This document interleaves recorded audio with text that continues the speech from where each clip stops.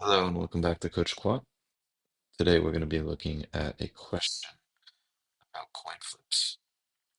So n coins are placed in front of us. One of the n coins is unbiased, while the other n-1 coins um, have a random chance, some lambda, of landing on heads. Our goal is to determine the probability of obtaining an even number of heads when all n coins are tossed. So we have basically one 50-50 coin, right? 50-50 coin, and we have um, n-1 uh, you know, potentially unfair coins. So we want to find the probability of getting an even number, right? Probability of number of heads being even. So this, like most of these interview questions, this seems to be a pretty difficult question first. Normally, when we compute these probabilities, um, we look at a 50% chance, right, of getting heads on the first one, and then you have to add the chances of getting heads on each of the next individual coins, and then do some wizardry and somehow kind of obtain a probability of all heads, of getting an even number of heads. Um, and so this is kind of a mess. Um, but but the problem is actually more complicated than it should be.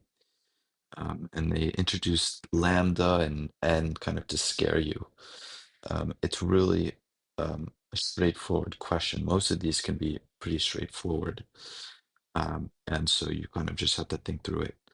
Um, Really, all we need for this question is um, is a probability which I will call p, and p p is the probability of getting an even number of heads on the remaining n-1 coins.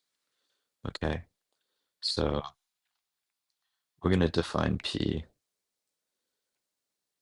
equals probability of even number of heads on n-1 coins.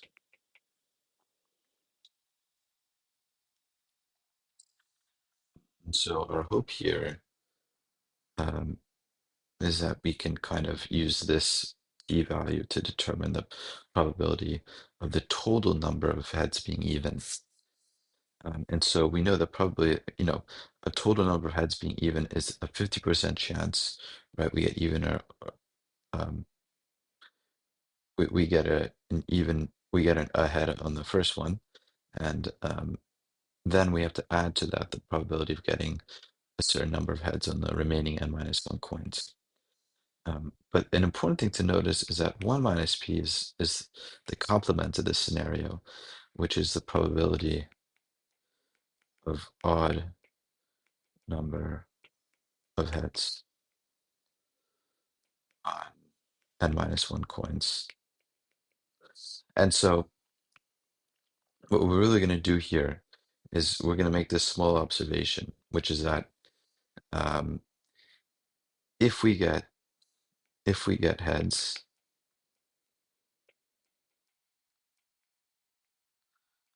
on first coin, then we want um, the complement of the p scenario, meaning we want odd number uh, of heads in the n-1 coins. And then, of course, if we get tails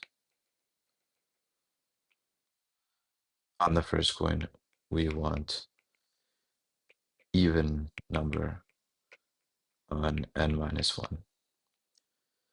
And so there's a 50% chance, right? So there's a 1/2 chance that we get heads on the first coin. And so what do we need on the remaining coins? Well, if we get heads on the first coin, actually, yeah, so if we get heads on the first coin, we want to get an odd number of heads on the remaining n minus one coin. Right? So we want this scenario to follow. So if we have a 50% chance of getting heads on the first coin, we then want uh the 1 minus p scenario. And if we get tails on the first coin, which is again a 50% chance, we then want an even number of heads on the remaining coins. So this is actually our total probability. And this is the nice part about this question, is that the p's cancel out. So this p cancels out with this p, and we're just left with 1/2. And so there's really not much calculation we have to do here. Our answer is pretty straightforward. And we don't have to worry about the probability of each coin getting heads. Um, we don't have to worry about any of that. So this I think is important to know, which is sometimes a problem is a lot more simpler than it seems. And so there are a lot of problems like this, a lot of kind of tricky uh, questions, and we have many, many more on our website, coachquant.com. I really recommend you check them out. We have all their solutions, hints to help you through the problem, and it's all completely free. I really recommend you check it out, coachquant.com.